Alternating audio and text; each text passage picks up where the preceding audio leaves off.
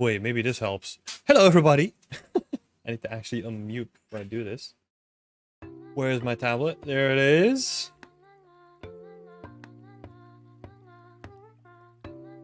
How are we all doing, beautiful people? Oh, let me shrink this down a little bit. I see ya! Hi, Will! Oh, sorry, William. Sorry, I'm so used to shortening that down. Hi, Sunny Day. Hi, Nikori, and hi, Sora. Sora, I don't think I've seen you before. Welcome. Welcome to WIP Wednesday. How are we all doing? Will is okay. Yeah, I guess people do the same thing with my name as well. Like, they just make it Tim. Even people that I've never met before, they just call me Tim now. So, I don't really... I know the position you're in. Let's say that. Doing good, how are you? Yeah, I'm doing good. Doing good. I had a pretty productive day, I would say. Pretty productive. Been working on the studio project a little bit more. Yeah, and I've been having fun with making modular buildings that are linked to like a blueprint where we can like randomize like everything. So I'm excited to work a little bit more on that and hopefully show it off in the near future, because stuff is really coming together now. Yeah, blueprints. Yeah, I'm doing the blueprint work. So blueprints, shaders, and modularity is basically what I'm doing on the project. Having a lot of fun with it. Yeah, the Discord up as well.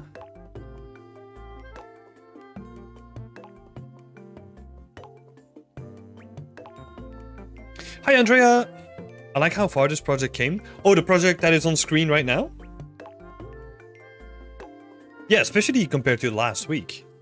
Making leaps in progress. Love to see it.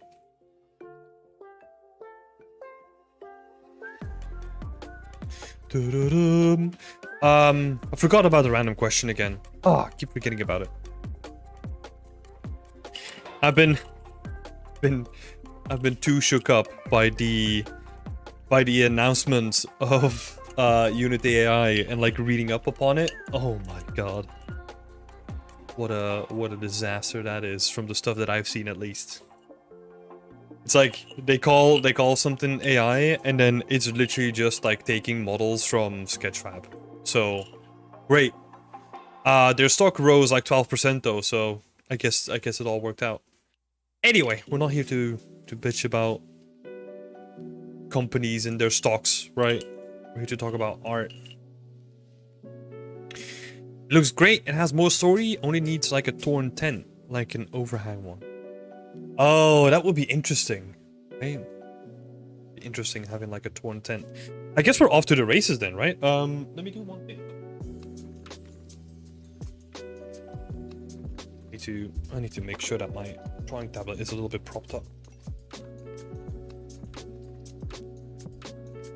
So I'm using my very professional setup over here. You want to see it? I have like a box of magic cards that I'm using to prop up my tablet, so.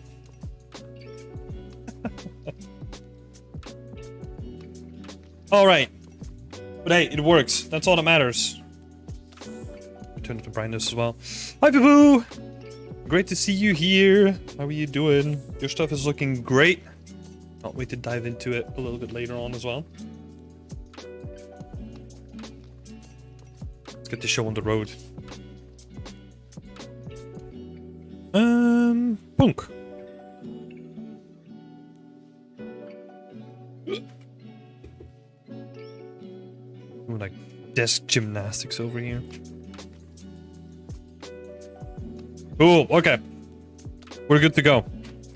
So, we're gonna start out with Sunny Day. Thank you so much for submitting your work again. Like it was said before, like it's really coming together, right? Like making really good progress. It's looking great. Let's see, let's get some context here.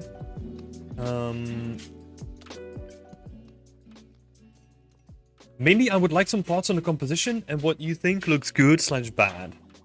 And then we've got an additional question as well, but I think let's start out with the composition, right? And what looks good and what looks bad.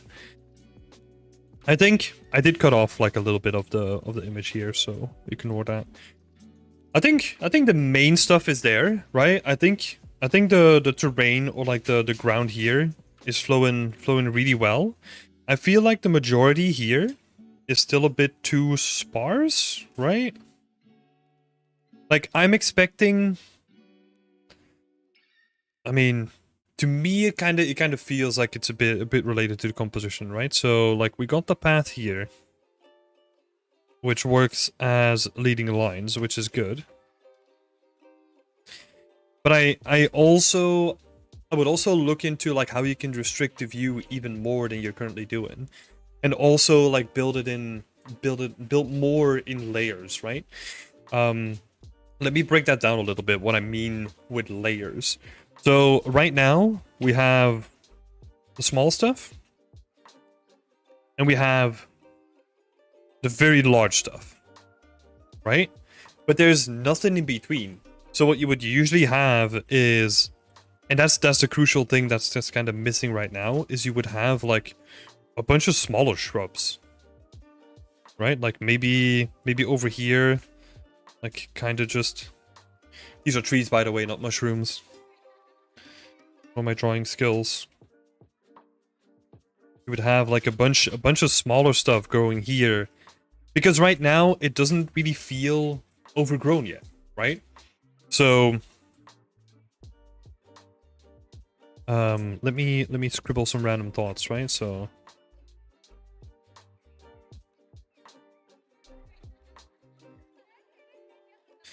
Not overgrown yet. I know I'm kind of deviating away from the composition, right? But especially the trees, like they will help a lot with the composition because also like the bright background is currently pulling a lot of attention to it and it's kind of killing like any sort of potential for additional depth in the scene as well. Where normally if this is like a jungle, right? Like really dense jungle, you would kind of want to see that continue like all the way into the distance, or at least to some degree, right? Maybe we're standing on like the mountaintop, because I think it was like it kind of looks like it's on like a mountain or something like that. But that's currently drawing like a lot of attention to itself. So finding a way to kind of block that off and then also making or like obscuring the background even more, right? Can be really helpful as well. I'll give an example from my own work, which I don't do that often, and I don't think it's perfect by any way, right? So I'm gonna bring it up just for a specific example.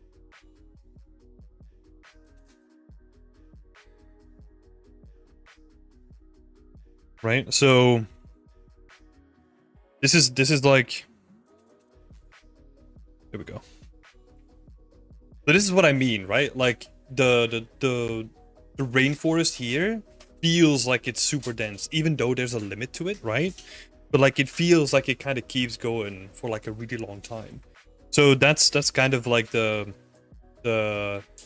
image that you kind of need to sell, right?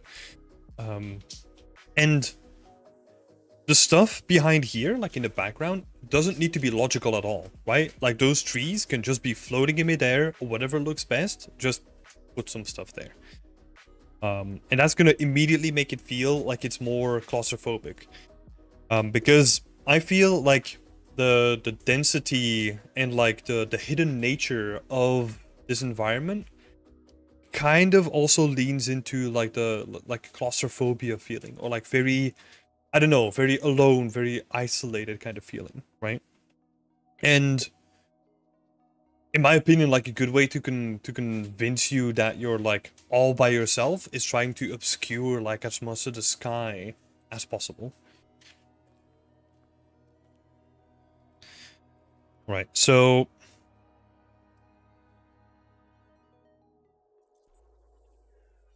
obscure the sky as much as possible, and that's just literally with the trees that you already have, right? And then these medium shapes in the midground, they're gonna do like a lot of the filling up, right?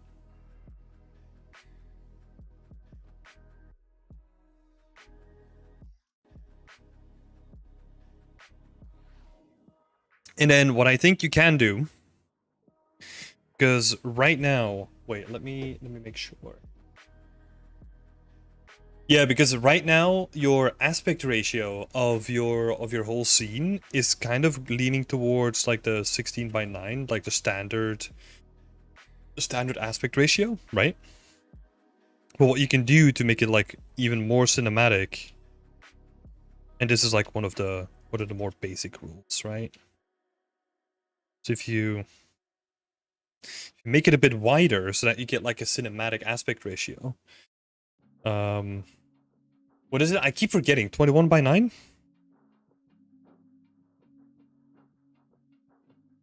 We even have it as like an emote on the server, but I still forget about it.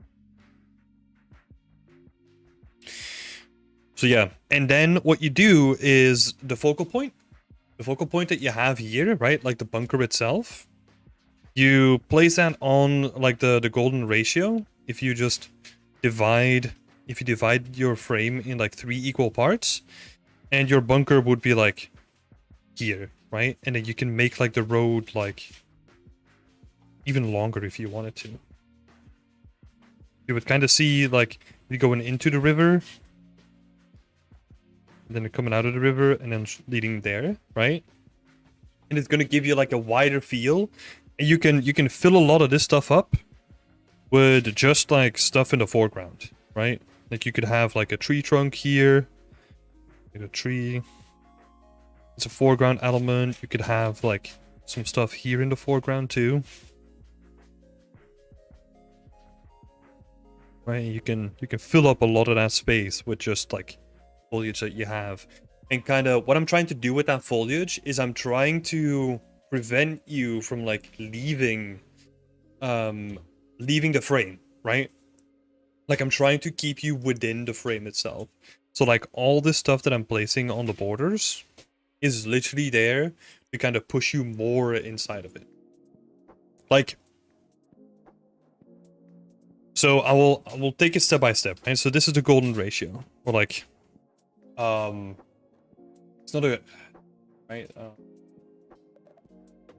Rule of thirds, right? Switching them up here.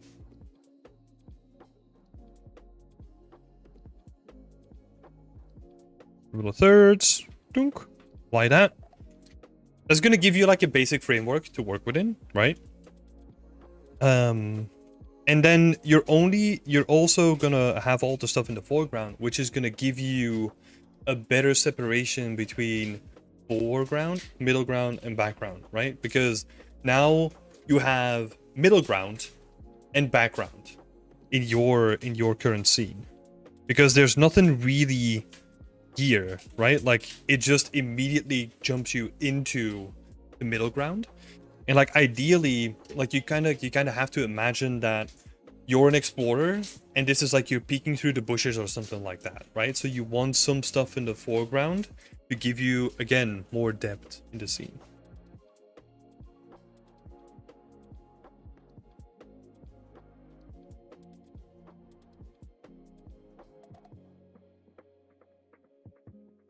So some cool foreground elements could be really nice. Bonk. And it's up to you where you decide to place them, right? Week 2 grind, let's go! I see, yeah, okay. Looking nice so far, Sunny, very intrigued by the scene. Yeah, it's looking really nice. So I know, again, like it's WIP Wednesday, right? So I'm hyper focused on like giving feedback and like trying to structure it in the best way. Don't let that take away from the awesome progress that you've already made, Sunny. Like this is really looking nice. I think we're gonna like, keep it there. Right, so number 1 was like it doesn't really feel overgrown yet. That's where the medium shapes come in. Then for middle and background, right?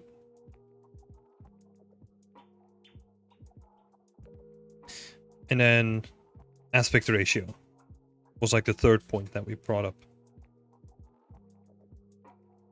Or the framing of it.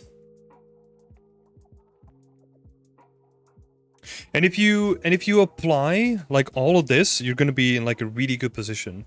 Because now, what usually makes like a scene feel very awkward is that it's very psychologically linked to us, right? That we don't like stuff that's like straight in the middle unless it has to do with certain different emotions. But normally what we love to see is if you think about shapes, right? That's probably the best simple comparisons I can make right now. Like a square looks okay, but like a flattened square or like a rectangle looks like more pleasing to the eye because there's more variation to it, right?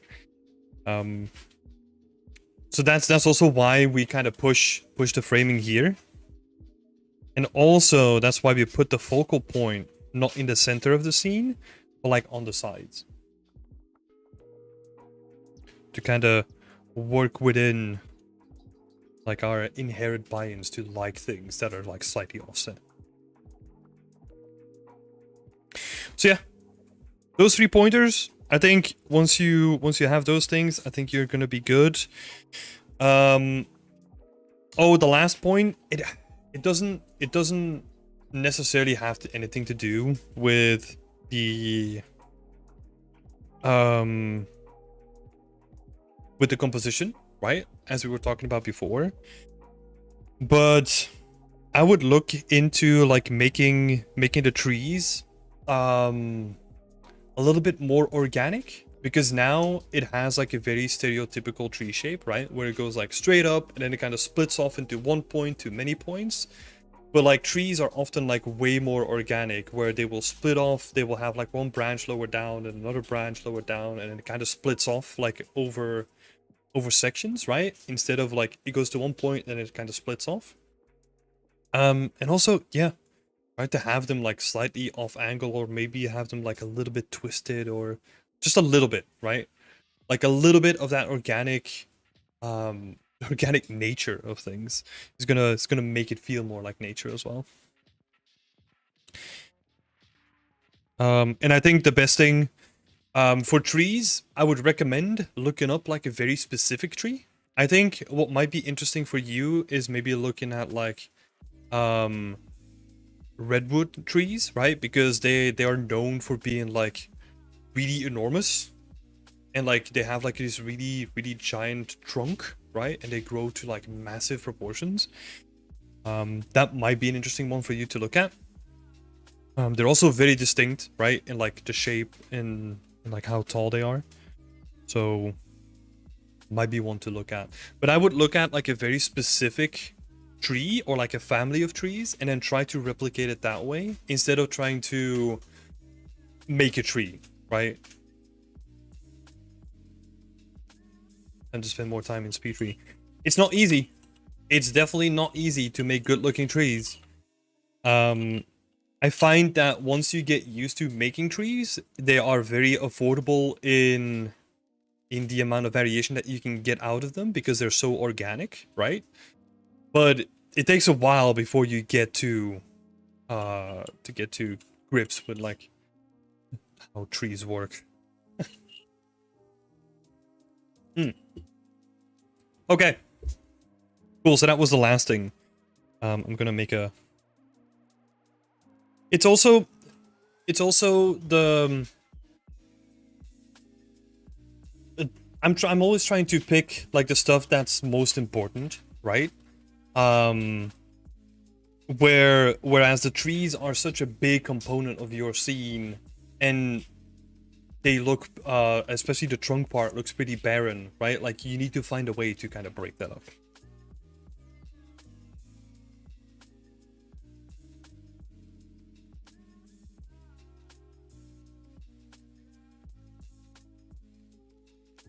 Yeah, don't tell me about trees, because I was doing foliage on Planet Zoo for a while before I left Frontier, so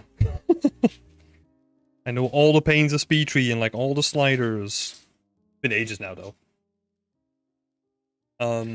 Yeah, cool. Okay, so that was like sort of the composition part, right? But there was one additional question you had in regards to the bunker, and that's sort of this side here, right? And we're gonna dive into that now. So you wanted to make sure that each piece has a higher individual quality, so I split the materials for the larger pieces of the bunker. Each hull uses a different material, plus textures, no trims, etc., all unique. I'm aware this isn't the most optimized method, but I would like to showcase the bunker on the final portfolio entry after vamping up the environment as a whole. Do you think that it's fine for each piece as a for each piece here to have an individual texture according to its size, or do I go back to optimize? Perhaps I'm overthinking things. So yeah, this is a tricky one, right? Because there is technically nothing wrong with doing it in this way, where you have like individual textures and you can really go crazy with the amount of detail, right? Plus it's also the easiest approach, right? Or like the most non-technical approach that you can get to grips with. So I would say there's going to be a part 2 to this, right? Like I would say that the current approach is fine.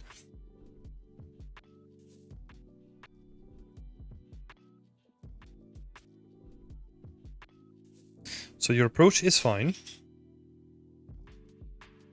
Given within the context of like you need to get this done quick because this is going to be on like a shorter deadline, right? Now if you had more time, I would recommend to maybe look at it in a different way and to try it in a bit more of a technical way. For this kind of stuff, like I would probably recommend looking into like the weighted normals workflow, like the stuff that they use on Star Citizen, for example, where the core of the workflow is that your geometry has bevels in it, right? Sort of like you have already, right? So that's why I'm gravitating towards this as well. And then you build up your texturing in layers in the engine rather than in like a unique texture. So usually how that works is a combination of using base tilables, right? So you have like your let's say you have your metal,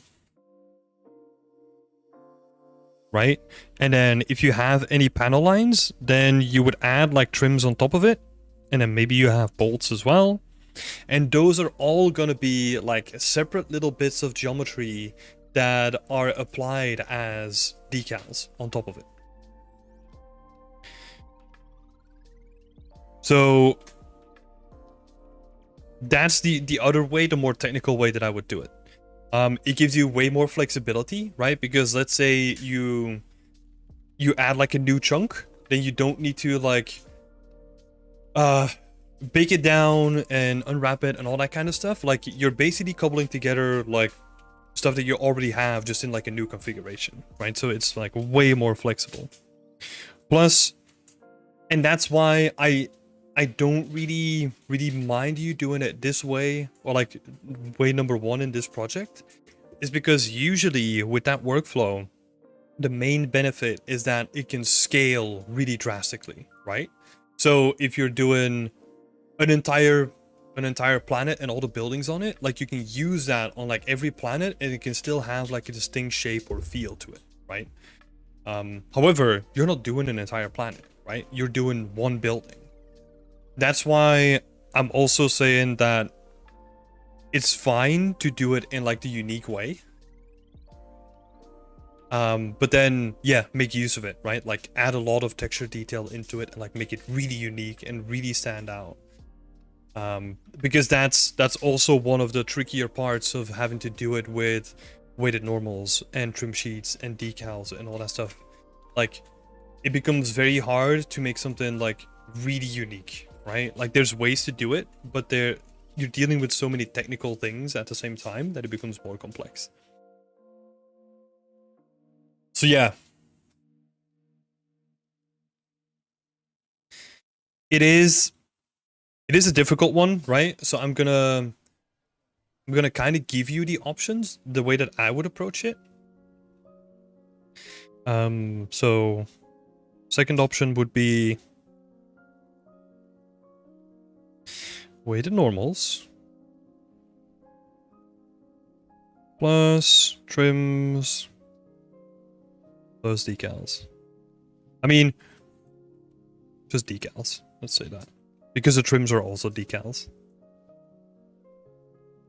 Right, because you're not going to use trims in their full. You're going to use trims for like panel lines and all that stuff.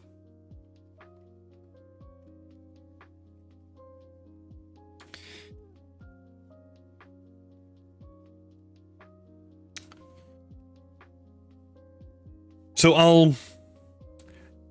I'll say that, right? Like the current approach is fine. But if like the whole reason why I'm bringing up the second point as well is because I know you're doing this for your portfolio, right? And showing how you can do things at scale, why not necessarily being at scale. Like it can still show that you know what the pipeline is, and it shows that you know how to work on scale without even showing it off, right? So that's also like I'm thinking about it in like a very portfolio driven way in this respect.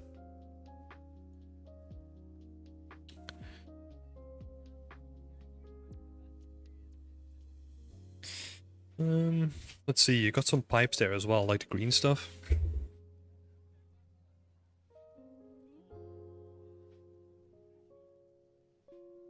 Right, yeah. Yeah, maybe the only candidate here could be the green stuff, right?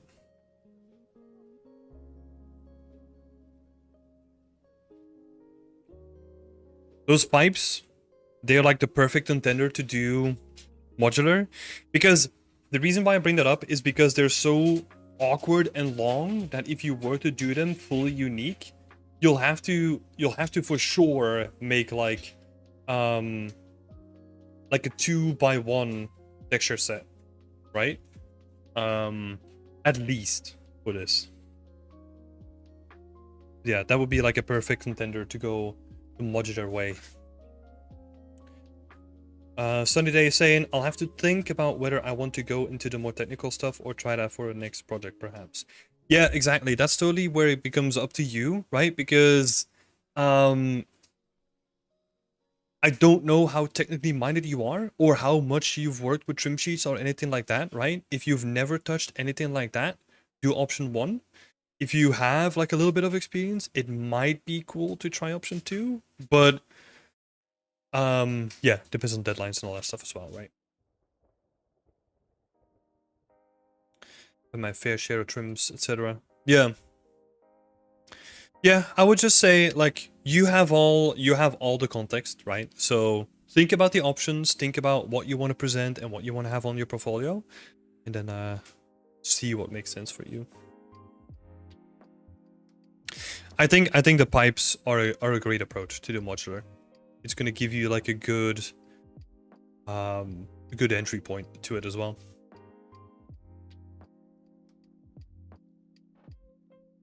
Awesome, thank you. No worries. So, second favorite is saying, I think you can download the Star Citizen ship somewhere and check out how they do their decals and whatnot. Saw someone doing it on stream one day. Yeah, honestly, like the workflow is not a secret, right? I'm bringing up Star Citizen a lot because that's the most recognizable game that works with this sort of approach. But there's a bunch of other games that work with the same approach as well. Alien Isolation used that workflow as well. I think the latest Dead Space used that workflow too, with a bunch more customizability on top of it. And there's a whole bunch of games that use it now. Like, it's no longer just the one game that used it, right? But like, there's a whole bunch of games that use it now. Because again, it's so versatile, right? Like it's versatile, and it also, if you're working in like a studio, it also offers a way to like restrict the art direction, right? Because you have like a set texture, like you can only work with the stuff that's on that texture, and you can't really build like anything new because then you would require like a new texture sheet, right? So it's kind of like a really interesting way of like condensing the art direction for stuff. I'll give up another example. The Ascent, like they went hardcore like on this approach. It's a little bit different, right? But they kind of used the same approach for the majority of the stuff that they built, and they, I think, if I'm not mistaken, they only use one normal map for the entire game.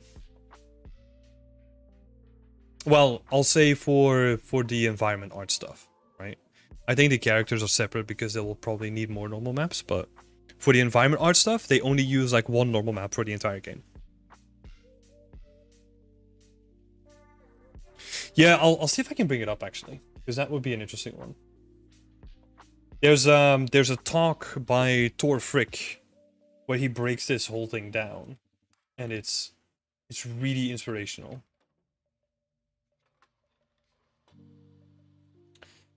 Let's see.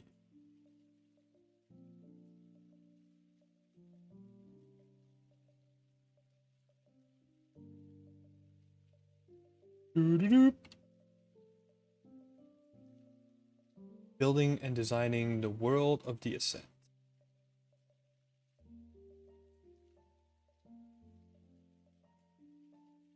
Yeah, but it's crazy the amount of detail that they added into it. And they are building stuff like this, you know? Like they are building stuff like this. So it's not like you have like in your mind like, oh, they just have like the one texture. That's gonna be really limiting. No, no, no. The world looks absolutely gorgeous. So yeah. And that's because like a lot of this geometry, right? Where normally in like a stereotypical way, you would need to have a normal map to make those bevels look smooth. They just do that in geometry, right? So the downside is that, well, the quote unquote downside is that you lose like a lot more geometry, but geometry is becoming way easier to render compared to textures, right? It's becoming way cheaper, let's say. So we can afford more. Yeah, and this is the texture. Like that's the texture that they use for everything in the game, I think. I think apart from characters, right? So the bottom left is like a bunch of unique stuff where they just have like, it's almost like a kit bash thing, right? Where they have like a bunch of unique stuff and they just add that onto things to make them look more unique. But yeah, let me see if I can find like some cool shots, right? Like, yeah, I mean, look at it, right? Like, it's freaking gorgeous.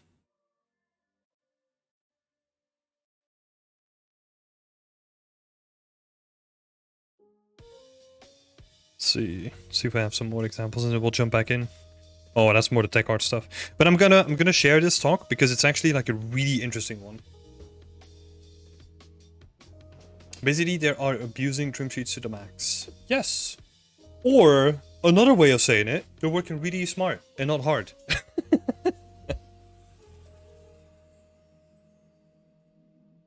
Okay, cool. Awesome, Sunny Day. Thanks again for sharing your work.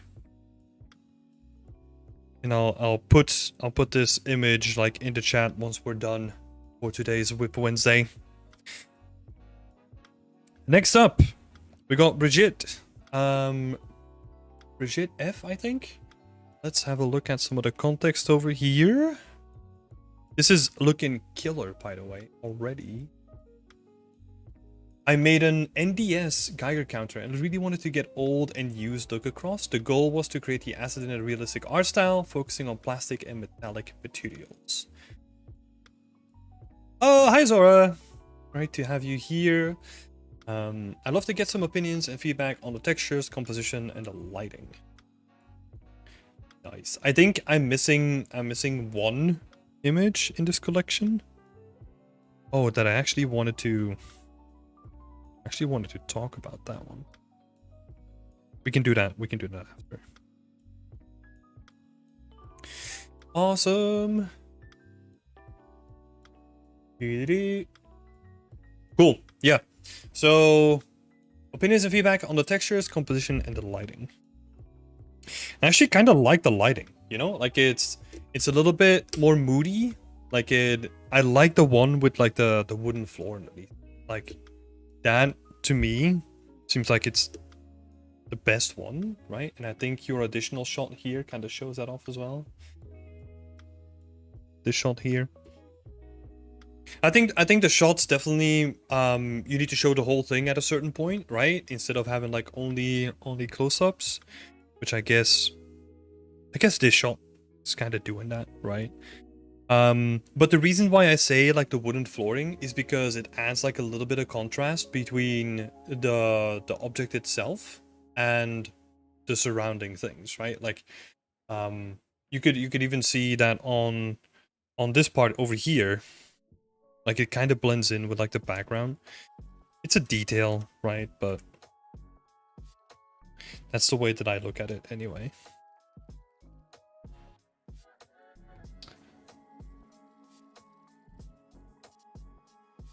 So background and foreground contrast.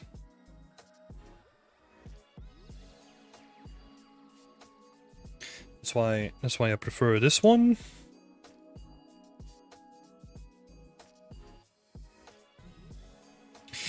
Nice.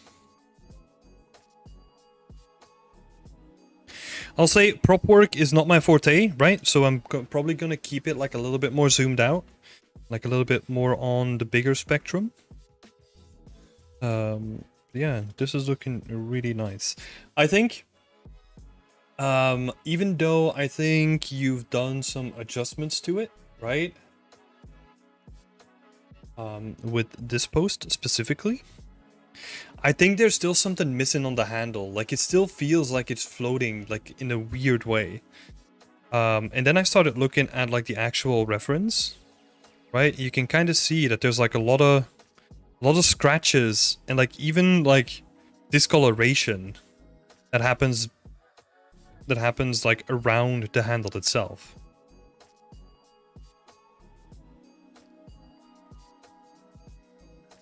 So like the discoloration and like scratches or something underneath the handle, right? Especially because this is like a contact point. I think you can still like push the stuff that you've already been doing by like adding more scratches and more stuff underneath the handle to make sure that it looks like it's actually in contact, right? Because yeah, especially with the zoomed in shot, I like this section. That looks really good, but it feels like this handle is still floating for whatever reason.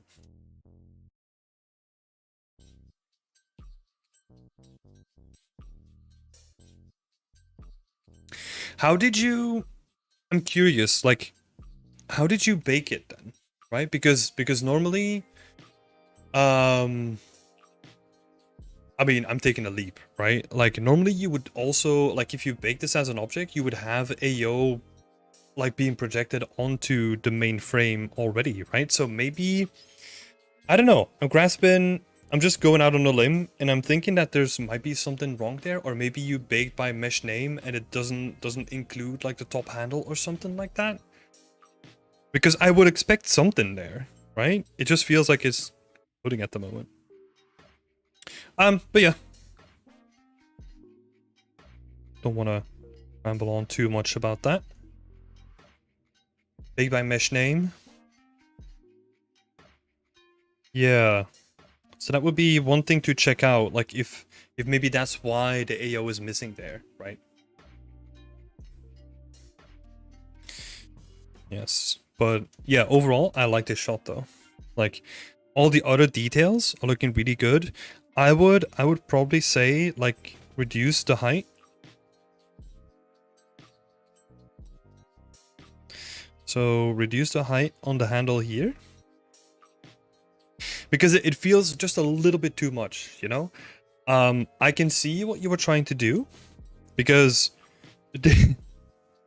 this handle has seen some shit, right? Like, it's very, very noisy and very, very rough, you know? So I can see what you're trying to replicate.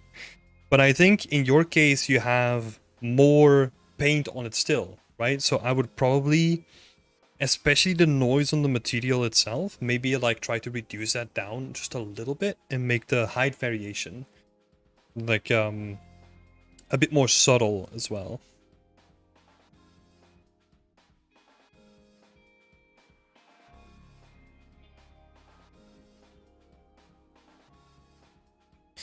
Between the layers.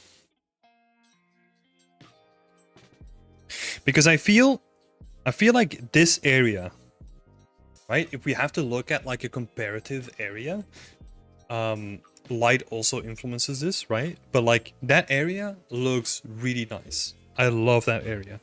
Just because it is cleaner, right? It's not as noisy as the handle is.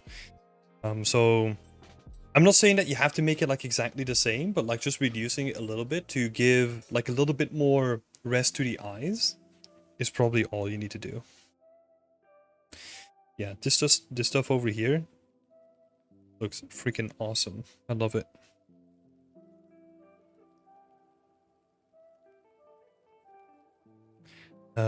Yes. It's gorgeous. Oh, yes. This area, again, love it. Like just the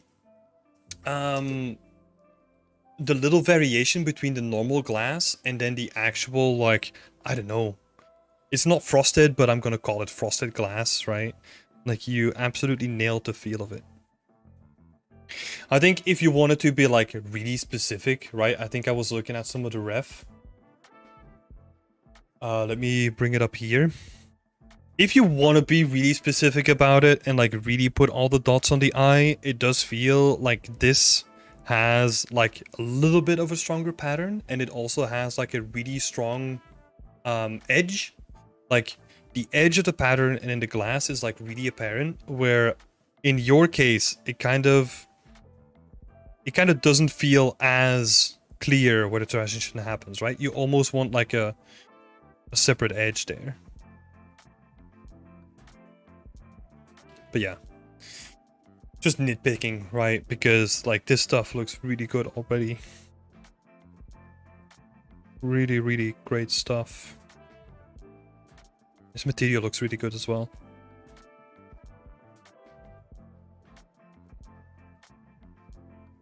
Yes, love it. With a little calibration certificate on it. Ooh.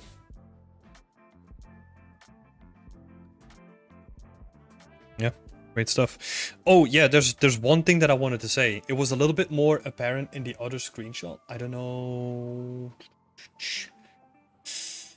Can I bring it up? Yeah, can. Of course I can.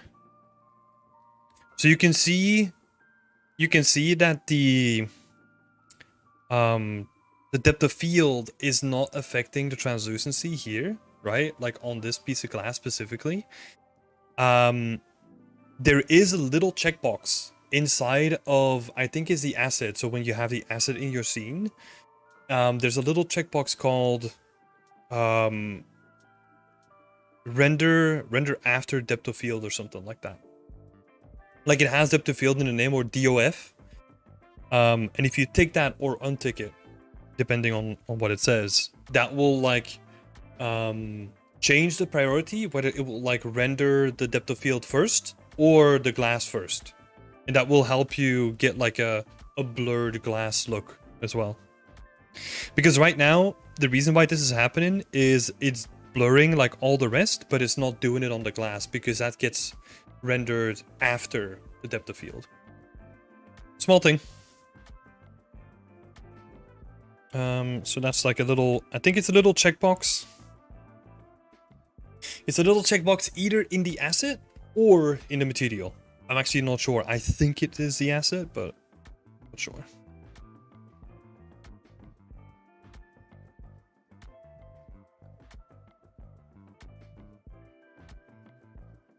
Render after DOF. Yeah, that's just a small thing.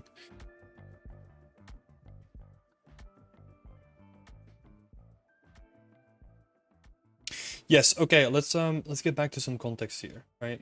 Did we kind of go through all of it? I'd love to get some opinions and feedbacks about the textures, composition, and the lighting.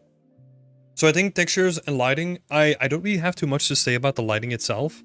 I think the shots that I'm seeing here, like, showcase that you know what you're doing when it comes to lighting. I'd like that it is like a more cinematic feel and it's more muted, right? And I think that's also what you want to go for when it comes like a more realistic presentation. So I honestly think that this looks really good, right? Yeah, I think what would be cool is if you have like the in-scene presentations, right? Like the ones that you have right here, like basically the seller shots, right? Like the money shots. And then you have the more clean versions with like a clean background with like more of a studio lighting setup, where you can really look at like all the textures and like all the roughness variations and all that stuff too. Because yeah, that's what people, especially recruiters and people that are in a position to get you hired, right? I don't know if you have a job or not, got no context, but yeah, that's what people love to see, right? Like the more game art that you can show off, the better it's gonna be. So yeah, but yeah, great job. I'll give you another idea maybe for the composition. I'm a big fan of people that add like a little bit of more storytelling to their scene. And with a little bit, I literally only mean like maybe like a couple of assets from Megascans around it to kind of show off like a little bit more of the personality of like maybe the person walking around with this, or maybe the person repairing it or like calibrating it, right? Just a little bit more storytelling in there that can really like elevate your stuff above like all the rest of the people that are just presenting their work as is. So little tip there. Also just realized that some of the stuff that I wrote is like really small, so I'm gonna have to correct that.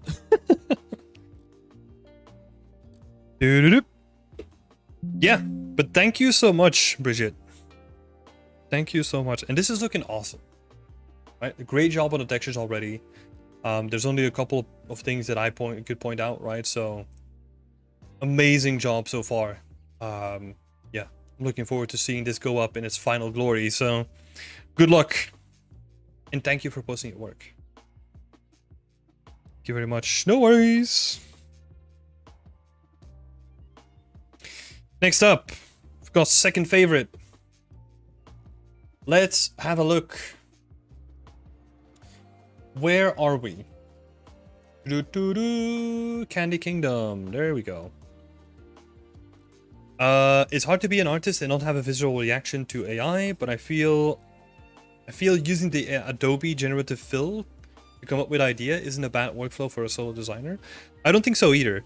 Like the main thing what people struggle with is like the data set that it's trained on, right? And at least with the Adobe one, like you know that all the stuff that has been used to train their AI is actually from their own data set, right? Like from their own stock site, or from people that they have like approval from.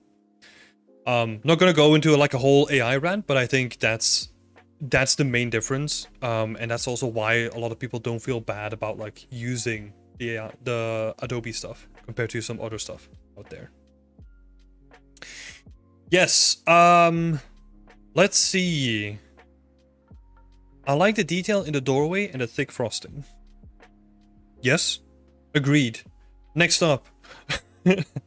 I don't know, like you wrote like a couple of points, right? So stop me if you want like any more in-depth feedback, because yeah, I'm just gonna go through your points and see if I can have a different opinion maybe.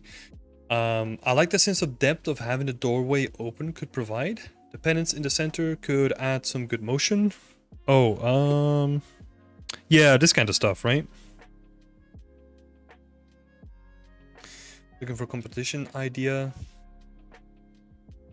Looking for composition ideas, really, making sure I'm not way off base. Oh yeah, I think these variations are all great. I would say that I prefer the middle one when it comes to the wall. So I'll explain a little bit, right? So the reason why I like this one is because it's a simple thing, right? Like you have like this tower up here that's before the wall, and then you have like this massive tower that's like behind the wall. Just like the contrast between the two, right? It makes the wall feel like very organic and like very candy like. You have like this nice swoop going into the back of it.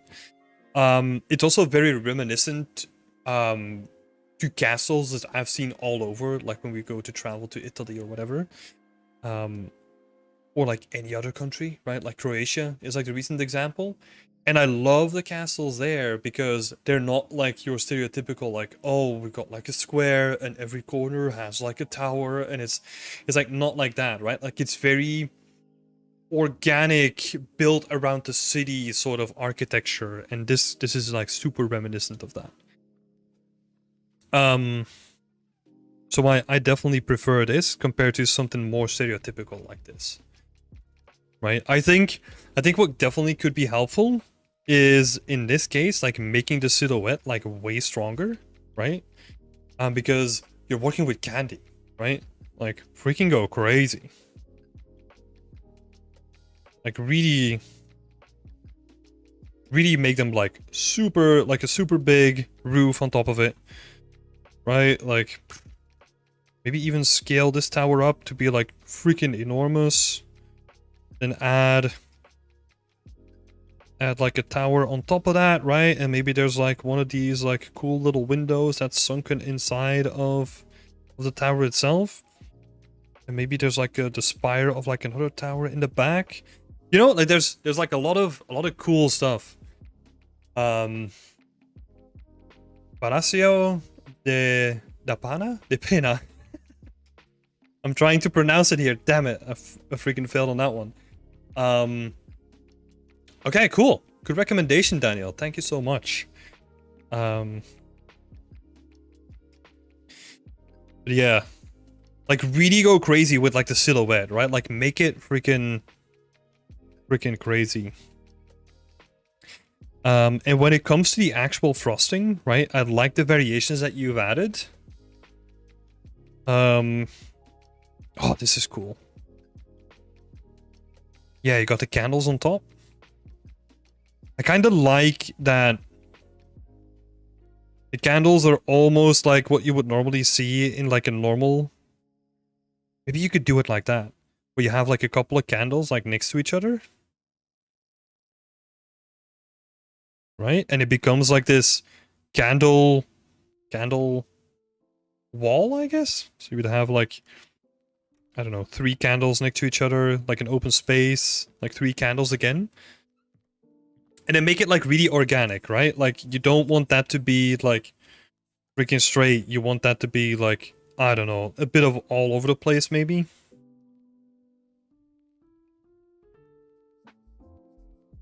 So it would be like very organic again. Right? Like really playing with the shapes maybe.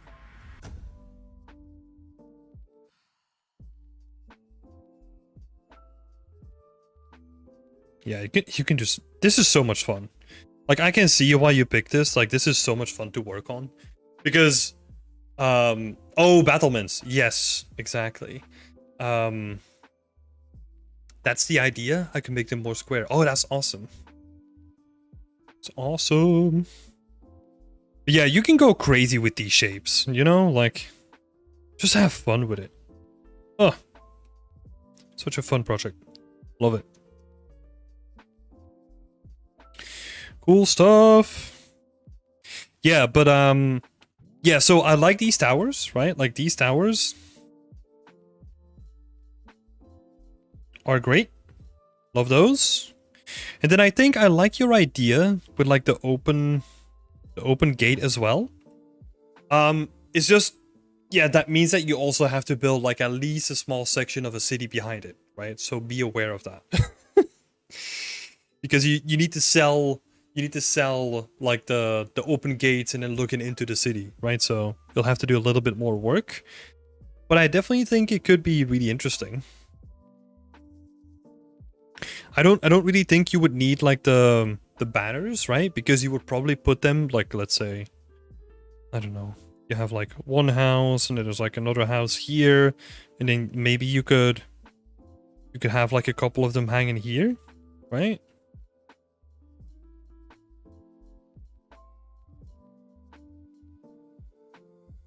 Right, so you could look into the city and then you see like hanging banners as well. Would be cool. Yeah. We need to build like a little bit more, right? But I think it would be worth it.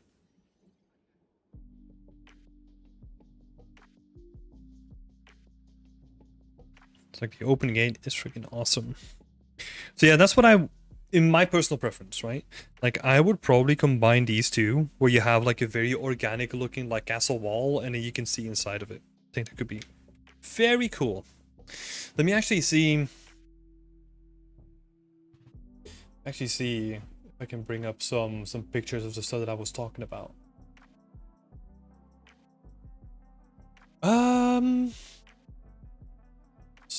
Photos. Croatia.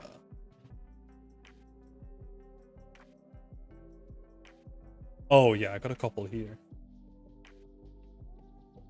Let's see. So yeah, this kind of stuff. Right? Like these are not your normal fortifications, right? Like, this is like a weird mix of like, hey, this is no longer a fortress, so we're making it like a bit more civilized, but then we still want to have some sort of fortifications around it, right? I just love the way that these looked. Like, it's way more unique than all the stereotypical castle stuff you've seen out there, right? So I love this stuff. It's like one of the examples. I was pretty lucky because I got it all sorted by like location name and all that stuff, but yeah, kind of forgot where it was.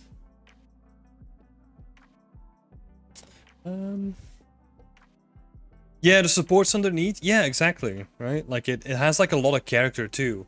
And it's also because it's not all like one plain field. Like you have like the lower hanging stuff and the higher hanging stuff. Like there's a lot of uniqueness and organicness to it. Yeah, we didn't go to Dubrovnik, but that I've heard that that's amazing as well. We stuck to like the other side of the country. Like I have a massive amount of pictures. I think I have like, I don't know, 3,000 pictures or something from that trip. Freaking awesome. But yes. So yeah, like a combination of number 2 and 3 on my screen would be freaking awesome. I love the sense of irregularity in a different layout on the right side instead of just a continuous wall. Oh, I think... Oh, I see. I think, yeah, we're talking about like... Yeah. Okay. So you were talking about this one in that sense.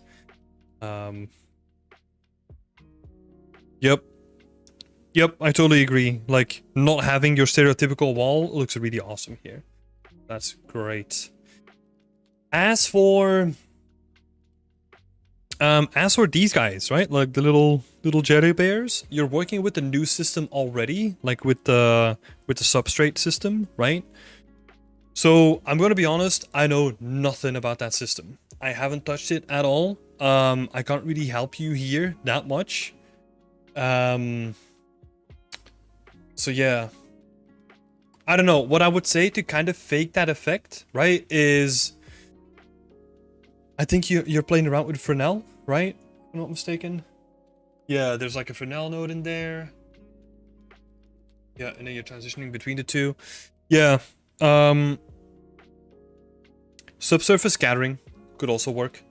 To give the idea that there's like light shining through it, right? That could also be a really interesting one. But would I just use Fresnel into the refraction in the old one? Oh, in the old one. No, you would have to do it on like multiple slots, right? You would have to do it on the base color to get like the edge highlights. Because the refraction, or like the index of refraction, is actually going to determine, like, if you're looking at like, let's say a glass panel, right, or like a water surface, like a refraction value of, I think 1 is a base value, right? So that means that your view of your eyes is going to be the same direction as the water, right? So you're going to look straight through it. However, if you're going to have like a lower or a higher value, you're going to change the direction of your view going in, right? So it's actually going to distort like how far or how close some certain things are, right? That's why, I don't know, spearfishing is so difficult, right? Because you have to accommodate for like the refraction of the water, because you're not throwing it right at the fish. You have to account for like a little bit of like a deviation of it. Long story short, I don't think you would use refraction necessarily, and it could be cool, right? I mean, there's so many cool ways to approach this stuff, right? So maybe there's a cool thing that you can figure out that works. But that would not be my first go-to as an explanation. I like them too, but they're showing up a bright pink on the shader complexity view. But where's that coming from though? Like, wait, where?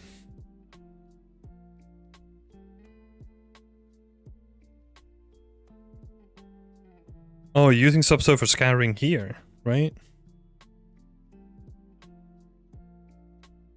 Yeah, this is the thing. I have no clue. Oh, so you're already using subsurface scattering. Okay. But I don't know what the MFP stands for, though. No clue. So yeah, that's something that I'll need to figure out. But yeah, keep playing around. It sounds like you have a lot of fun with it, though. This stuff looks really fun to work on. And yeah, Greg, thank you so much for sharing your work again. Thank you so much for doing that. Yeah, share some breakdowns, right? Like of the Houdini stuff. I'm really curious how and what you're doing with it. Because I mean, the stuff that you're putting on there looks really cool. Some cake, some waffles, got some candy. Oh, delicious. Keep messing with it. Thank you for the tips. No worries. Happy to help. Next up, we got Populous over here. We're back to the Sky Islands. Let's get some context first. Redone the textures and mostly done. I'll still add some color variation in some of the tiles and bricks and whatnot. The bridge is almost done, so I'm pretty happy with it. Any recommendations would be really helpful, and I'm sort of struggling to come up with how to decorate the bridge a little. And I want some props around it, definitely. Yeah, okay, cool.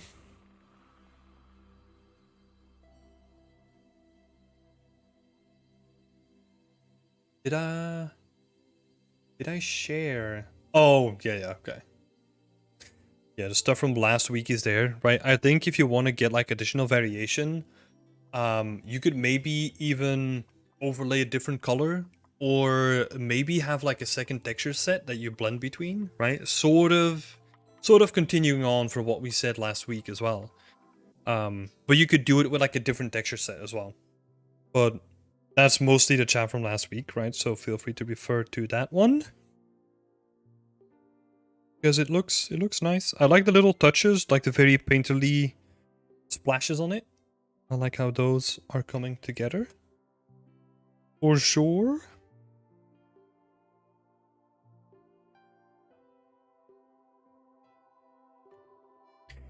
Nice one. Yeah, like some of this stuff looks really nice. I love the tan and blue color shift on the pillar. Yeah. Yeah, especially because you have like some of this with this patterning going on, right? And that's also like just in general for everybody that's listening. That's actually like a really cool thing that you can do in like almost all your textures, and it might actually be a good one to apply to something that we didn't touch on, Bridget. Having like a little bit more color variation, like maybe like a little slight noise, just to hint that it's not just like just one colored metal, right? Like adding like a randomized noise on there can give your prop like way more life. And depending on how realistic you want to go, you have it like very subtle compared to like if you want to push it like in this style, right? It becomes like painterly almost. So yeah, great stuff. Daniel saying I would use a second UV set, sorry, with an RGB mask for the variation. Really great to add scratches, dirt, and surface wear. Yeah, that's sort of what we talked about last week as well. I kind of kept it a little bit more simple with vertex paint, right? It's up to Populous now, whatever approach they want to take with it. But it's definitely a good suggestion, Daniel. That would be like a cool suggestion to look into. So thank you so much. Nice. Okay, now when we're talking about the bridge, right? Like one thing that I'm not sure about is like the whole floating idea, like the whole islands, right? Like they're floating. And then this bridge is like a very strong connection between the two. There's something to me, at least, that still feels really off. So I would actually be inclined to maybe break up this bridge in the middle so that you have, I don't know. Let's see. So you have one section of your bridge, and then you have like the other section of your bridge. And then you would have like a little, I don't know, connection between them, right? Like maybe like a little rope bridge or something like that. Or I don't know, maybe there's like another section of like stones beneath it to kind of indicate that it's somewhat flexible, right? And kind of go into like the whole idea of like, oh, this bridge is not one solid piece, but it's actually like multiple pieces that are like kind of floating, and they're like kind of like interlocking, you know, but they can kind of be flexible depending on where the islands are going to flow as well. Maybe that could be really cool to indicate. Maybe it doesn't even have to be destroyed, right? Like maybe you could indicate it in a way where, if we're going with magic anyway, right? Like maybe there's magic between them that kind of holds like the two things, or like the multiple chunks together. So you could almost have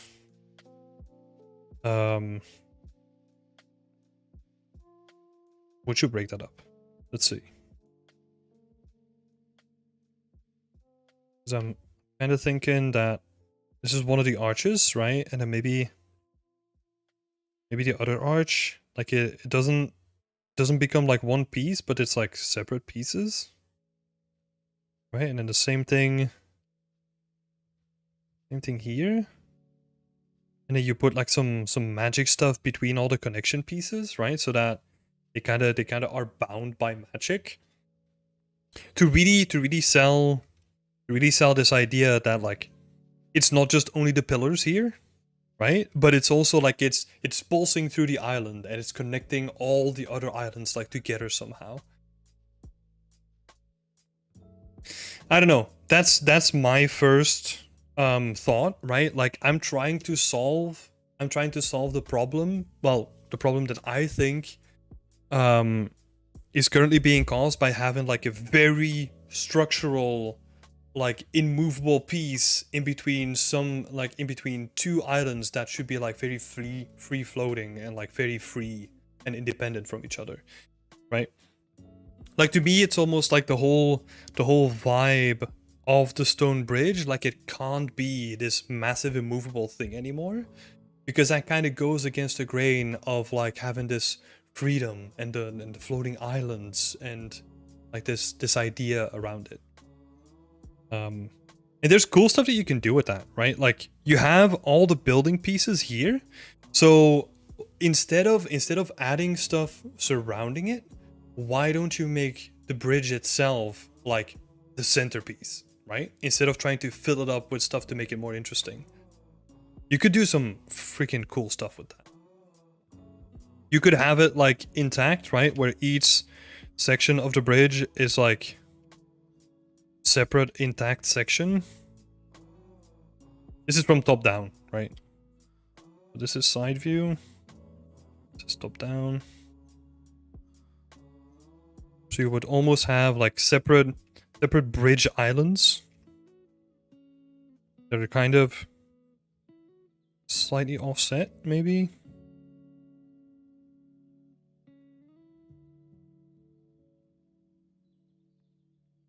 Right, so like slightly offset, and then you can use like the magic in between them, or you could go like more organic and even more, I don't know, don't want to say destroyed, but like broken up, right? Where you have the same sort of setup,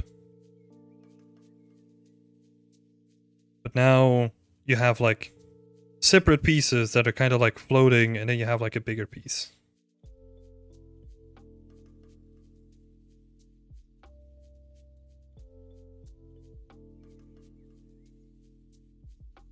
And then it connects with the main chunk again, right?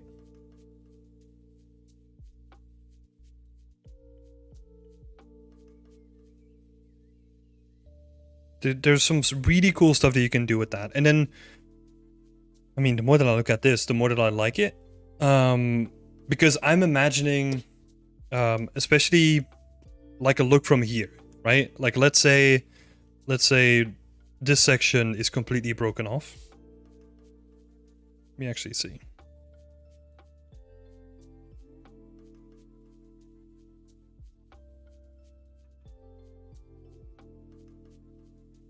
Hello? Oh, stupid brush again.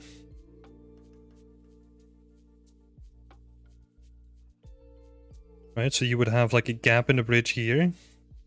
Just make it a little bit bigger. And then you would have like floating pieces of rock that are just like floating in between it, right? With like this bluish, like very intense, like magic, like almost like connecting it somehow.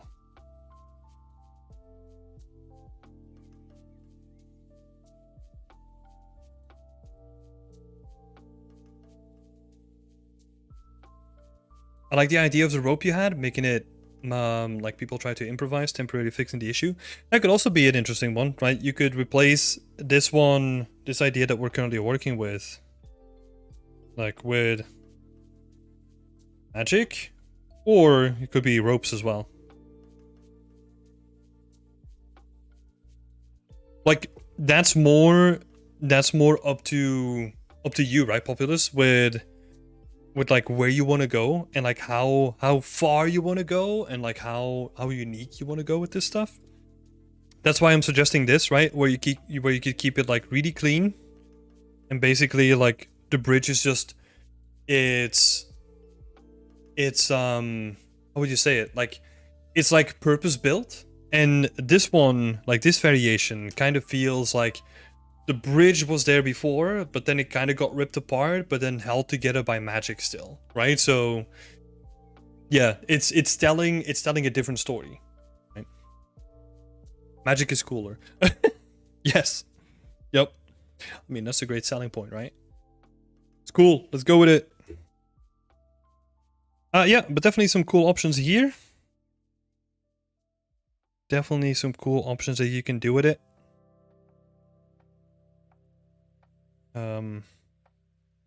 Oh my god. I'm thinking about like the final animation where you're doing like a flyover and you can actually see like the moving parts of like everything. I mean, yeah, I'm talking crazy town now, right? But that would be freaking amazing. Can you imagine the flyover of like, or maybe just you standing in front of the bridge and like the whole bridge like kind of moves in front of you. Like, oh my god, that would be sick. That would be sick. Yeah. Ayan Samantha, hi. I want to learn 3D game environment. Is there any live course available? Yeah, there's tons. CGMA is a good one. Tiago Klafke also does a really good course. I've seen a lot of good results from that. So there's ton of options out there. We don't offer any course ourselves though. We're more focused on like the community aspect of it. Yeah, cool. I think that's done, right? Like instead of filling it up with props around it, like just make the bridge like the centerpiece of it. It'd be very cool. I'm just gonna make a note here. Magic is cool. Bam. Solid argument, Andrea. Hell yeah. Oftentimes that's all you need, right? Just want to make cool stuff. Good stuff, Populous. Really curious to the next update. Yeah, a lot of work ahead in front of me for the looks of things. So what I would do in your position, right? Like, don't think about like all the stupid stuff that I said at the last point when it comes to like, oh, it would be cool to have like a bridge animating and blah blah blah. Don't do that. Always focus on the minimum viable product first, right? Which in this case is just like, it would be cool to just see like the separate pieces of the bridge. And the best way to do that is to make like a modular set, right? So you, what is it? Like you have the staircase, right? This is probably also the staircase. Then you have an intact section of the bridge. That's number 2. And then you just, how would you do it? Like, you just have like all these separate blocks as well, so that you can actually play around with them in Unreal, right? And then you just slide number 2 over, so that there's like a disconnect between the staircase and the actual block, and then you just start piecing stuff together, right? So I'm sure that you know how all this works. So I'm just gonna sit back, relax, and watch next week's update.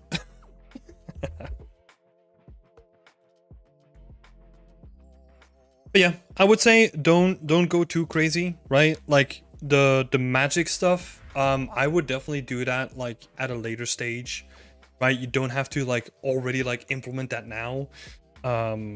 Maybe you could do something like very quick, right? Like you have like a shader lying around that's like an emissive. Maybe you could make like a couple of planes that you can just like scatter in there to kind of give the indication that something is happening. But yeah, don't have to go crazy.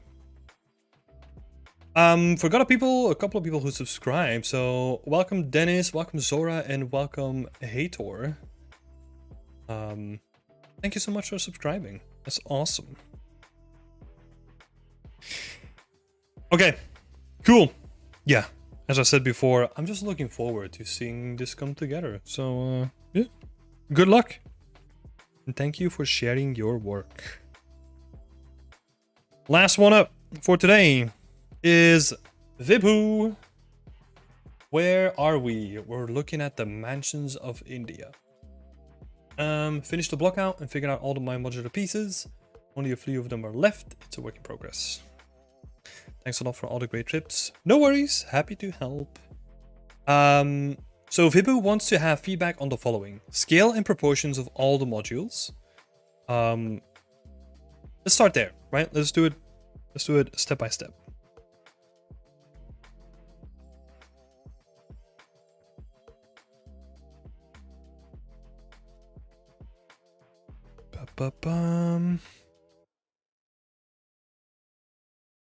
The outside feels very nice. Like I like the proportions that this is going for. Very cool. Very cool. The main thing, like from a glance, right? Like if I'm looking at proportions, is the staircase. Like the staircase compared to last week's episode, right? Like last week's thingy that we've seen. It kind of feels like it lost like its grandeur, right? The staircase that we were looking at had like really imposing and looked like really big, you know? Where the current one kind of feels just more like a normal staircase, right? I mean, nothing wrong with that technically. Like if we take this guy, like that's let's say 2 meters, right? Give or take. So that means that the first floor is on 4 meters. These dimensions, they work out, right? Like they're nice. It's just looking comparatively to what we saw last week. Let me actually see if I can bring it up. Where's that staircase? We look at the whole thing. Oh, my drawing tablet is spazzing out. Hold up. Lovely work, you all. I need to go early today. Oh shit! Yeah, thanks for being here, Will. Appreciate it. Uh-oh.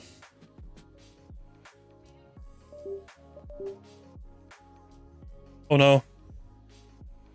My drawing tablet might have crashed. The screen is just flickering the entire time. What did I do against it last time? Nothing really.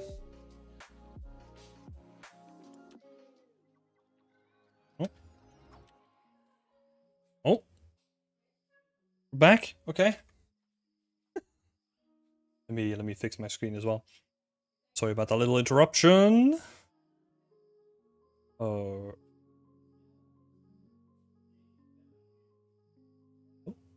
We. Oh, there we go. That's better. Okay. I get what you're saying. We decided to make a single staircase connecting to the upper floor. Yeah, I think just the issue here is that this staircase like felt way too big for the setup that you were actually going for, right? So it kind of makes sense that you went for like a different kind of staircase. One other solution would also be, I mean, it depends on you, right? Like I like this setup as well, where you have like the U shape, right? Like where you go back onto the staircase.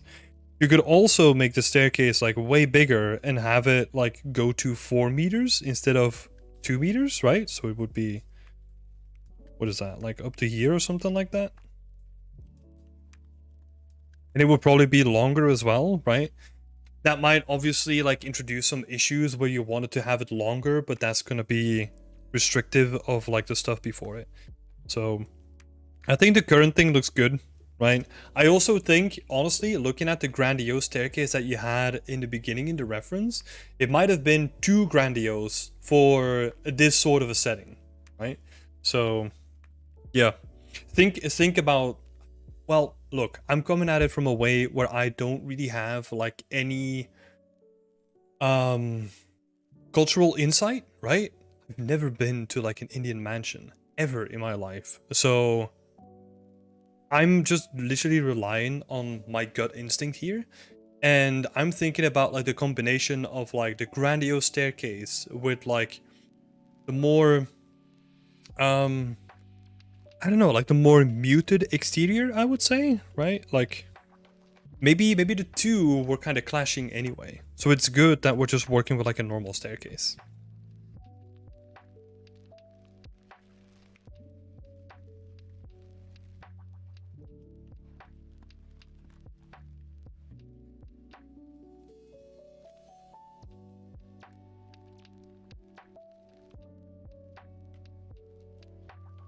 So it's not a bad thing. Right? A long way of saying, hey lawyer, what's up? How are you? Doing good, thank you. How are you doing? So yeah, I don't think this is necessarily bad, right? It just it deviates from like the original intent a little bit. I would say that the rest of the proportions look really nice though. Let me see.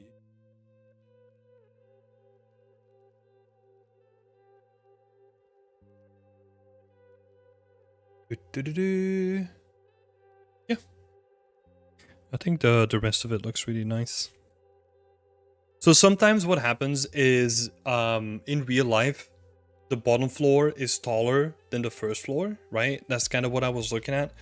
But also, if you're working in a game environment, like no one's gonna pay attention to that. So I don't think it's a big issue at all. And it's also, actually, it's doing a good job of like looking like it's less tall because you're adding these little fences here, which kind of give the impression that the top floor is like smaller too. So yeah, I like what's going on there. Okay, let's move on to the second point. Scale and proportions are checked. Oh, the second point is about the staircase. How I'm approaching the staircase is that the right case. I plan to make it a custom piece. Okay, let's go back to the staircase.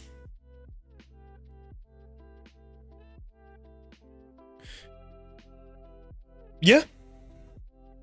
Yeah, that's sort of what we talked about last time, right? That there's no real issue if you're only going to be using it once and you're not thinking about like different configurations of a staircase.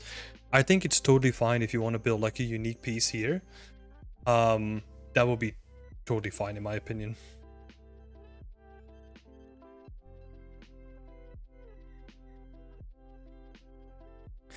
Oh, let me check out like all the questions that you have in the chat first, right? Well, in the community chat first, and then we'll jump on over to the actual YouTube chat.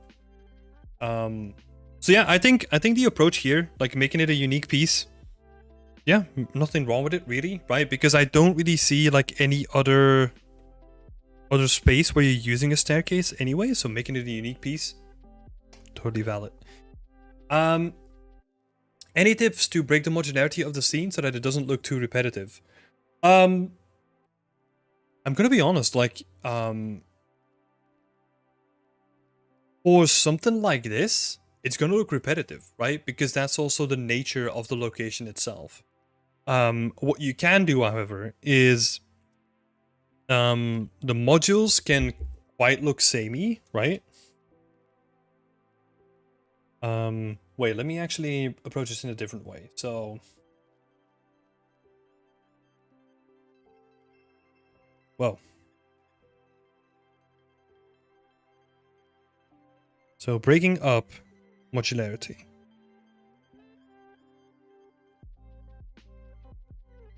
Right? So let's go through a couple of things that you can do. But again, like looking at the location that you're working with, right? There's gonna be some repetition in there. And I think the way that you break it is by set dressing. Right? So that would be the first one, in my opinion. Like just adding different set dressing in like different locations is already gonna give you like a nice base variation of how you can make something look different without actually making it different. Second would be, if it's still very repetitive, try to make texture variations, right? Like a simple one would be vertex painting, for example. Where what would be a good one? Let's have a look at some ref, right? Let's have a look at your post from last week.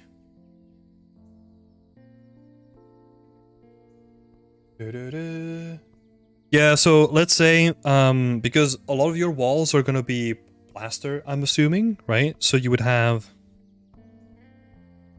clean / old plaster. Right, so when you're making a texture, you're there's a couple of ways to approach this, right? Like you could make like a second variation that is a dirtier version of your plaster, or you could also overlay like some random dirt or like procedural dirt on top of it in the engine too. And then vertex painting that into different areas is gonna make those areas feel more unique and less repetitive, right? So yeah, number one, set dressing. Number two, vertex painting. So we've kind of talked about like the most easiest ways, right? Like the most easiest approaches, because that doesn't require you to make like extra modules. But I think number three can be exactly that, like module variations.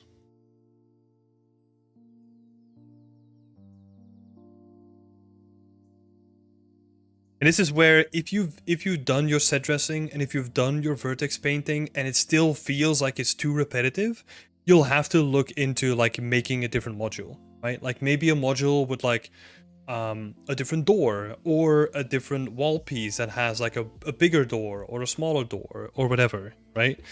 And that's how you would break up that modularity as well. You could maybe number four is it kind of goes into number one.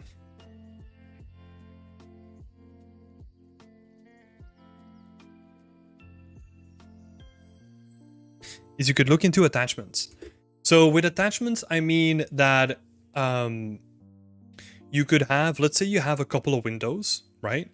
But one of the windows actually has blinds where the other ones don't have blinds, right? That's my way of looking at like an attachment. where it's not necessarily like a new module, but you're adding stuff on top of the modules to make them look unique.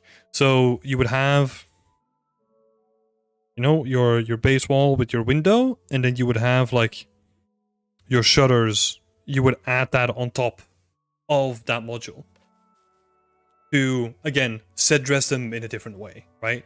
And then maybe you could have open shutters, closed shutters, whatever. There's a lot of options here, right? But this is the sort of order that I would look at. And maybe if you're in the blockout stage, do this the opposite way. Right? Because you're working on the modules now. If you already feel at this point like, oh, I need some variation, maybe you could already look into like maybe making an additional variation that can help you out. So yeah, that's how I would kind of break it down. And then it doesn't look too repetitive. Yeah, that's how I would do it. And how to draw more attention to the stairway from the other end of the courtyard. So we're talking about this little area, right? This one, right? The reason why currently there's not too much attention there is because it's freaking dark, right? I think once you add like a window in that section, or maybe like I think you had 3 windows, right? And then you have like a lot of light coming in here, that's already gonna make like a huge difference. So try to get those windows in first and see how that changes the entire environment.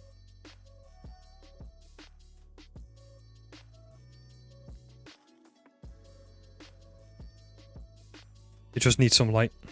That's all. Because light is a good way to pull the attention to somewhere, right? So once you're gonna put those windows in there, that's gonna be solved by the windows themselves. Efreme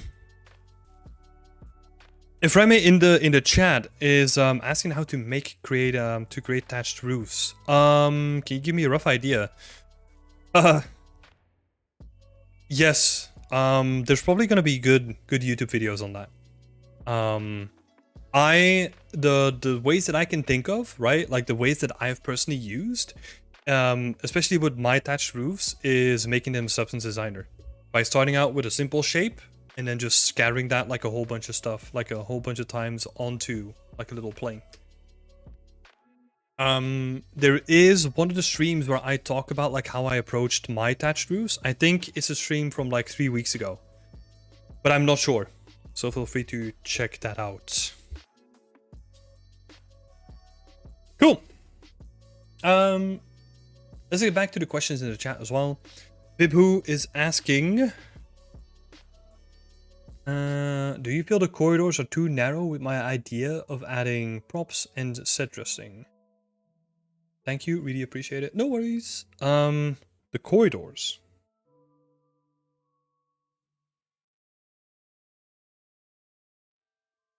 So these ones, right?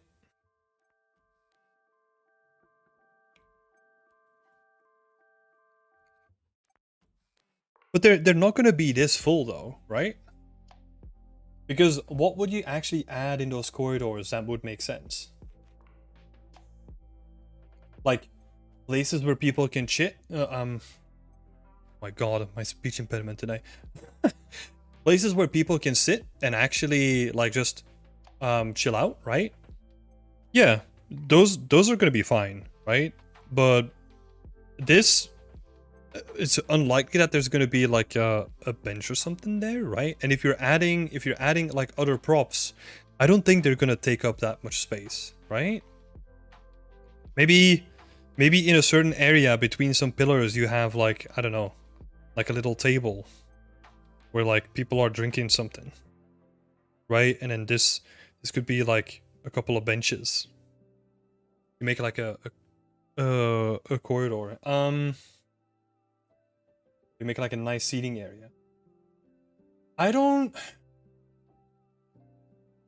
think so, right? Because the whole thing with these types of buildings is that the corridors are kind of narrow by design, right? And they're not made to be like full of stuff in most cases.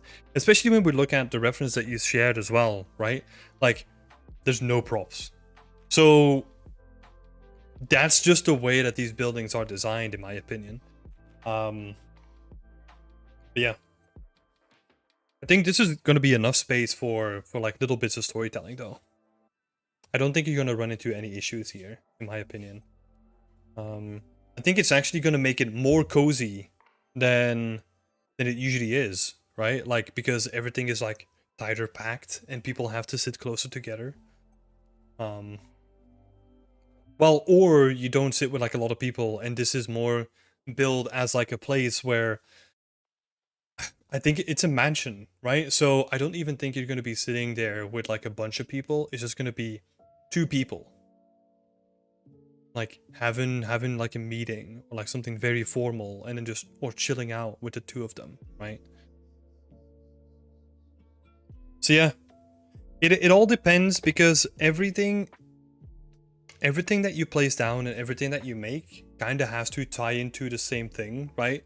It would be very weird if you put this entire place like full of stuff, because that wouldn't really make sense in the context of it being a mansion where everything is kind of more clean, because you wanna have this feeling of like, hey, I'm wealthy. All the stuff that you see here is expensive, you know, but like it's very minimalistic, and it's kind of like a whole vibe that you're trying to set with the amount of propping that you do, right?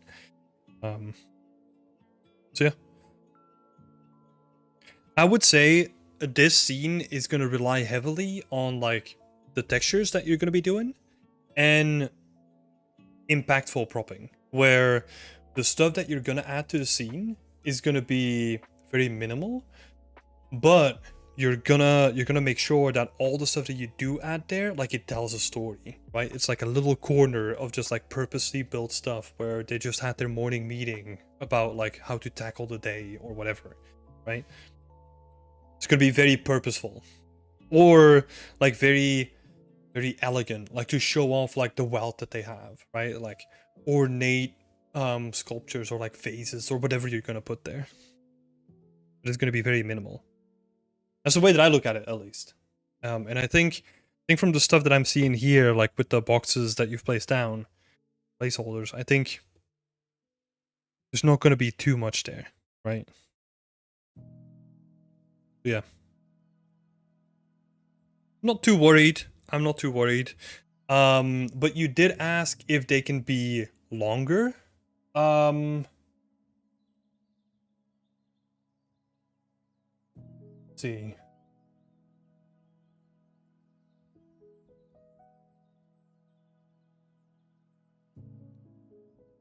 I don't think so. But it kind of depends, right? Like if you have the feeling that it kind of feels like it needs to be longer, then just make it longer, right? Because it's more about like the feeling that you want to convey. And yeah, maybe looking at like one of the images, you could make it longer, but then another image has like a kind of a different proportion, right? Like if we're looking at if we are looking at, where is it?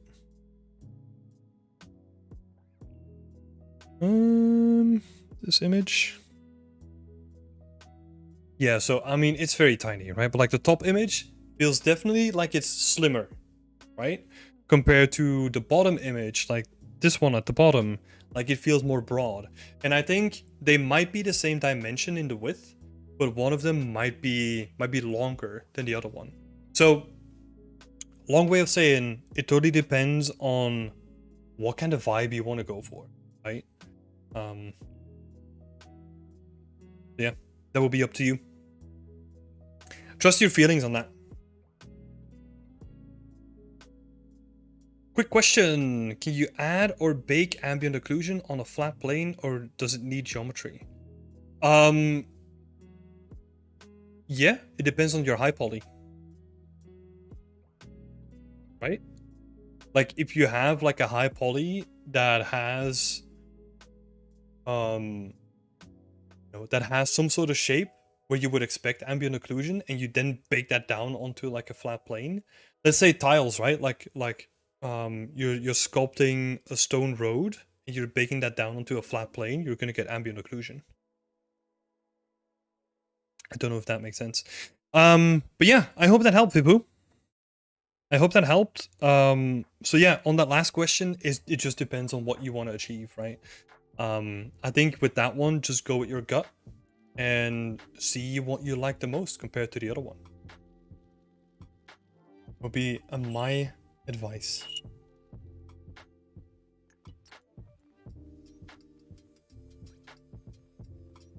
Kind of looking over to like the Discord community chat. And there's Sia, Hiram, and Sarah. Hi, people! It kind of had like I'm waving to my mom moment. Yeah, but I think that's gonna be it, right? So thank you so much for posting your work, Vibu. I think we had everyone in this week. Yep. I think that's it. Did that make sense, Daniel? Don't know if that makes sense. We're gonna switch on over. This one maybe? Yeah. Ooh. Right, start to deconstruct the whole thing. Might also be time to ask a replacement for my drawing tablet. Oh. Flashing midstream is not nice. Thank you, Tim, for the feedback, and no worries. Daniel saying yes, thanks as well. That's awesome.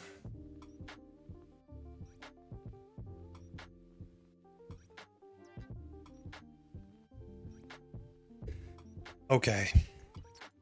I think that's gonna do it for this edition of WIP Wednesday. So I'm gonna make it short. Thank you so much for all being here. Really appreciate it. And thank you also so much for being here for the first time, Zora. Thank you so much for popping in, listening to the feedback, and even posting your work. And oh yeah, welcome to the community. Happy to have you here. Talking about that, if you want to join the community yourself, like Daniel is asking about, you can go to beyondextent.com, check out our website, decide if you want to join or not. That's also where you're gonna get a project review if you wanted to, Daniel. I do this on a weekly basis, and it's up to you if you want to participate or not. And there's a whole bunch of other goodies involved. Like you get like a PDF that's almost like 250 pages long, full of like tips and tricks for environment art. So there's a whole bunch of stuff in there. So yeah, go check that out. There's a bunch of free stuff on the website too, if you want to improve your art journey. So go check it out. Subscribe to our YouTube channel as well. And then, yeah, hopefully we'll see you in the community soon. Thank you so much for being here, and stay creative, people. Bye-bye.